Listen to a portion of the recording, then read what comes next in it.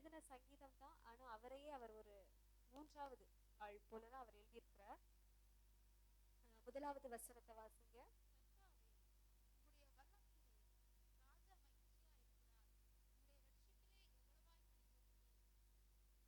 ஜெயம் எப்படி கிடைத்ததாம்? உம்முடைய வல்லமையிலே ராஜா மகிழ்ச்சியா இருக்கு. இப்ப யுத்தம் முடிந்தது, ராஜாவுக்கு வெற்றி கிடைத்தது. அவர் சந்தோஷமாக சொல்லுகிறார், ராஜா மகிழ்ச்சியா இருக்கிறார். எதனால? அவருடைய வல்லமையினால.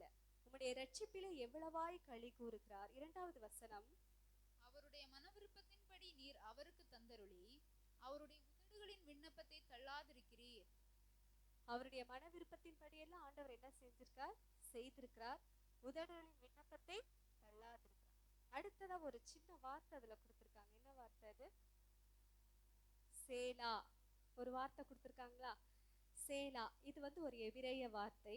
இதுக்கு என்ன அர்த்தம்னா, ஒரு பிரேக், பாஸ், அதுல நிறுத்தணும். நாம நிறுத்தி கொஞ்சம் நம்ம அதை ஆராய்ந்து பார்க்கணும், தியானித்து பார்க்கணும். காம்லி திங்க் அபவுட் இட் அப்படின்னு சொல்றாங்க. அப்படின்னா நிதானமாய் சிந்தித்து பார்க்க. அப்போ ராஜா என்ன பண்ணிருப்பார்னா, அந்த யுத்தத்துல ஆண்டவர் எப்படியெல்லாம் அவருக்கு உதவி செய்தார், எப்படியெல்லாம் நன்மை செய்தார் என்றெல்லாம் அவர் யோசித்து பார்க்கிறார், தியானித்து பார்க்கிறார். நாம கூட அநேக நேரத்துல என்ன பண்ணுகிறோம்? வசனத்தை வேக வேகமா வாசித்து விட்டு போகாம கொஞ்சம் நிறுத்தி நிதானமாய் தியானித்து வாசிக்க வேண்டும். அப்போ இந்த இடத்துல சேலா என்கிற வார்த்தைக்கு என்ன அர்த்தம்னா, பாஸ். பிள்ளைங்களாம் கவனிக்கிறீங்களா? Boss, calmly think about it. நிறுத்தி நிதானமாக சிந்தித்து பார்க்க. இப்போ நம்ம காலையில இப்போ காலை உணவு சாப்பிடுறோம். அதுக்கப்புறம் என்ன எடுத்துக்கிறோம்? கொஞ்ச நேரம் நம்ம சாப்பிடுறது இல்லை எதுவுமே. அந்த நேரத்துல என்ன நடக்குது? என்ன நடக்குது? நாம சாப்பிட்ட உணவெல்லாம் ஜீரணமாகி அது ரத்தத்துல கலந்து நம்முடைய சரீரத்திற்கு அது ஆரோக்கியத்தை உண்டு பண்ணுகிறது.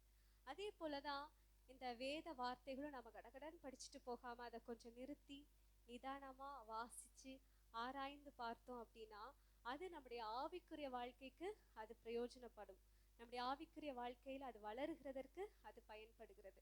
இங்க கூட சிலர் வேத வசனத்தை சொல்லும் போது என்ன பண்றீங்க? நோட்ஸ் எடுக்கிறீங்க. ஆனா வேத வசனத்தை கேட்டுட்டு அப்படியே விட்டு விடாம திரும்பவும் அதை என்ன பண்ணலாம்? வீட்டுல போய் இன்னும் ஒரு முறையாகிலும் அதை நீங்க தியானித்து பார்த்தீங்கன்னா நமக்கு வேத அறிவும் பெறும். அதுல நம்ம வாழ்க்கைக்கு அது மிகுந்த பிரயோஜனமாக மாறும். அதனால இனி வரும்போது பிள்ளைகள் எல்லாம் ஒரு நோட்டு பெண்ணு கொண்டு வாங்க, வசனங்கள் எல்லாம் நோட்ஸ் எடுங்க. ஏன்னா இனி வருகிற காலங்கள்ல சத்தியங்கள் எப்படியெல்லாம் எதோ அநேக உபதேசங்கள் வந்து கொண்டிருக்கிறது. இப்படிப்பட்ட சத்தியங்கள் எல்லாம் உங்களுக்கு கிடைக்குமான்னு தெரியாது இனி வருகிற நாட்கள்ல. அதனால இப்பவே கிடைக்கிற சத்தியங்களை என்ன பண்ணுங்க? எழுதி வைத்து அதை அப்படியே விட்டு விடாமல் தொடர்ந்து அதை தியானிங்க. வசனங்களை தியானிக்க தியானிக்க நம்முடைய வாழ்க்கை மாறும், நம்முடைய சிந்தை மாறும், நம்முடைய செயல்கள் மாறும், நம்முடைய ஆசைகள் மாறும். நம்மை பரிசுத்தமாய் அது மாற்றிக்கொண்டே இருக்கும். அடுத்தபடியாக 3ஆம் வசனத்திலிருந்து, உத்தம ஆசீர்வாதங்களோடு நீர் அவருக்கு எதிர்கொண்டு வந்து அவர் சிரசில் பொற்கிரீடம் தரிப்பிக்கிறீர்.